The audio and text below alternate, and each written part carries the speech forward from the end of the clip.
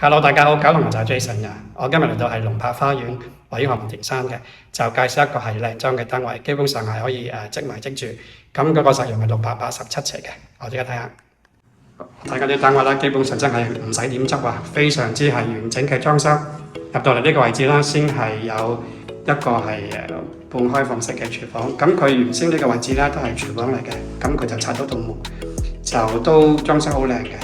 咁呢邊係夠窗啦，咁呢個位置啦，其實佢係一組嗰個係櫃嚟嘅，可以放下。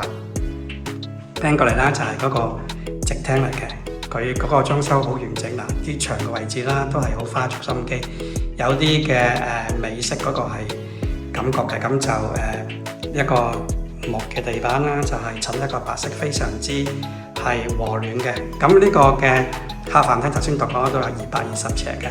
嗰個闊度啦就有係10尺4，啱啱好。咁嗰個深度啦有成20尺，7寸幾嘅。呢個係藍嘅，咁下邊啦就係嗰個何文田山嘅，再望一望啦。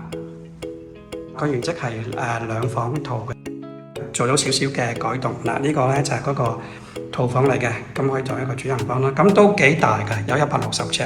咁咧就有係嗰個深度啦，有係12尺，嗰個闊度啦就有係10尺半，即係幾乎嗰個闊度啦，同個廳一樣嘅。咁呢邊就有個凹位咁樣啦，就都係向正南嘅。再望一望啦，浴室嘅呢個企缸嘅設計，個裝修都好靚咯，即係嗰個設計係好consistent 好一致嘅。呢個就係第二間房啦，佢呢個就係好明啦，做咗一個類似書房咁嘅啲木嗰個curve 嘅邊啦，咁好有流線嘅，都好靚啊！就係原先嗰個下次，咁佢就係開咗係喺呢邊嚟嘅，就變咗佢有一個係powder room，一個洗手間咁樣。咁呢個啦就冇淋浴嘅設備。咁佢內有見翻過呢啲位置啦，譬如就係嗰個係洗衣機咁樣。咁上邊啦成組好大嗰個櫃嘅，呢個單位基本上係可以即買即住嘅。